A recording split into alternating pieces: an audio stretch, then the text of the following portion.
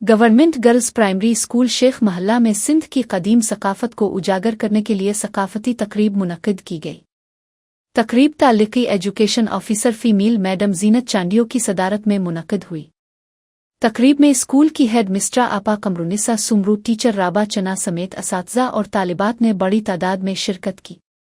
تقریب کے دوران طالبات نے سندھ کی قدیم ثقافت پر تقاریر اور شاعری پیش کی اور قومی گیتوں پر ٹیبلو پیش کر کے حاضرین سے داد وصول کی۔ پروگرام کی بہترین کمپیئرنگ کرنے پر مس رابعہ چنا کو تعلقی ایجوکیشن آفیسر فیمیل کی جانب سے اجرک کا تحفہ پیش کیا گیا۔